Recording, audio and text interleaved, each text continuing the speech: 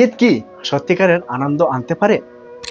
রমজানের শিক্ষা সারা বছর ধরে রাখতে পারবো?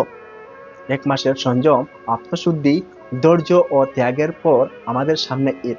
কিন্তু ঈদ মানে কি শুধু নতুন পোশাক, সুস্বাদু খাবার আর আনন্দ?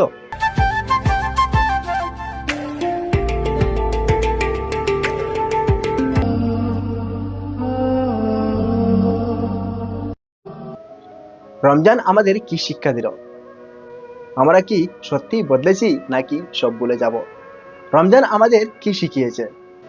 সংযম, ধৈর্য, দানশীলতা, আত্মনিয়ন্ত্রণ, গুনাহ থেকে বেঁচে থাকা। কষ্ট হলেও আমরা রোজা রেখেছি, নামাজ পড়েছি, কোরআন পড়েছি। আমাদের আত্মা যেন শুদ্ধ হয়ে গিয়েছিল। কিন্তু এখন রমজান চলে যাওয়ার পর কি আমরা আগের মতো হয়ে যাব? আবার কি আমরা গুনাহের পথে ফিরব?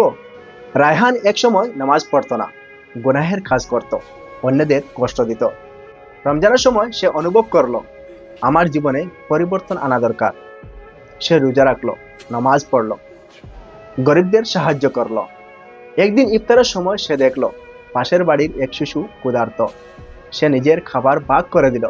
সেই মুহূর্তে সে বুঝলো, আমার জীবন শুধু নিজের জন্য নয়, অন্যদের জন্য কিছু করতে হবে।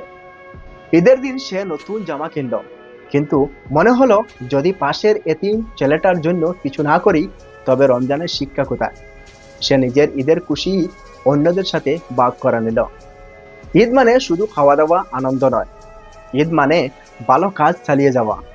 আমরা কি চাই রমজানের শিক্ষা শুধু এক মাসের জন্য থাকুক, নাকি সারা জীবনের জন্য? ঈদের পরও 5 ওয়াক্তের নামাজ চালিয়ে যাও, গরিবদের সাহায্য করো, ঈদের খুশি সবার সাথে ভাগ করো। গুনাহ থেকে দূরে থাকো, রমজানের আত্মশুদ্ধি বজায় রাখো। 7 দিনের রোজা রাখো, সওয়াল মাসের 6 রোজা 1 বছরের রোজার সওয়াব দেয়।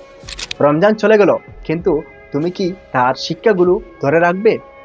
তুমি কি শুধু এক মাসের মুসলিম, নাকি সারা বছরের জন্য? তুমি যদি চাও যে রমজানের ভালো অভ্যাস ধরে রাখতে পারো, তাহলে এই ভিডিও শেয়ার করো।